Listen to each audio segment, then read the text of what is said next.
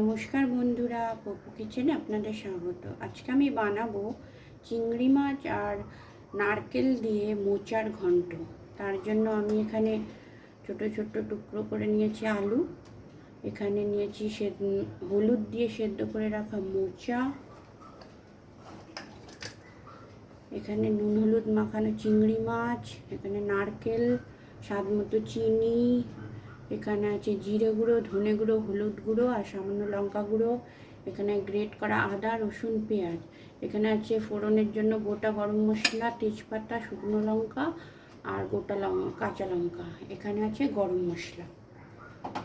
আগে আমি কড়াইতে তেল দিয়ে চিংড়ি মাছগুলো ভেজে নেব।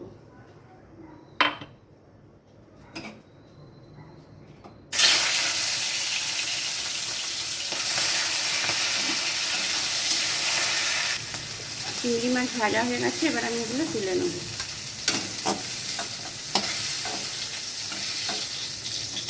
এবার তার একটু তেল দিয়ে দিচ্ছি। এবার আমি তেজপাতা আর গোটা গরম মশলা, শুকনো লঙ্কা ফোড়ন দিয়ে দিচ্ছি।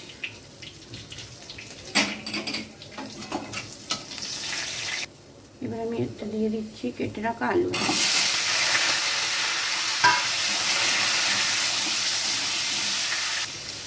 এবার আমি এতে দিয়ে দেব আদা, রসুন আর পেঁয়াজ।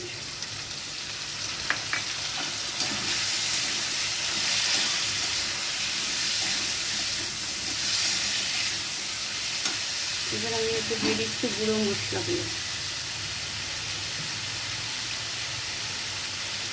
তার সঙ্গে আমি একটু সামান্য জল দিয়ে দিচ্ছি। এবার আমি এতে দিয়ে দিচ্ছি লবণ।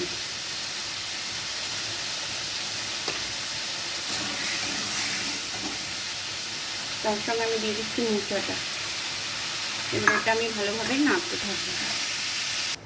আলু আর মোচা ভালোভাবে কষানো হয়ে গেছে, এবার আমি এতে দিয়ে দিচ্ছি নারকেল, তার সঙ্গে দিয়ে দিচ্ছি স্বাদ মতো চিনি,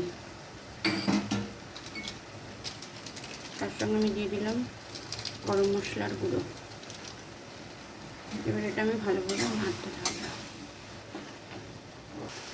এবার আমি একটা দিয়ে দিচ্ছি 3টে কাঁচা লঙ্কা আর ভেজে রাখা চিংড়ি মাছ। চিংড়ি মাছগুলো আমি ভালোভাবে একটু মিশিয়ে নেব। সব শেষে আমি দিয়ে দিচ্ছি 1 চামচ ঘি। ঘি দিয়ে আমি একটু ভালোভাবে মিশিয়ে গ্যাসটা অফ করে নামিয়ে নেব। তৈরি হয়ে গেল চিংড়ি মাছ নারকেল দিয়ে মোচার ঘন্ট।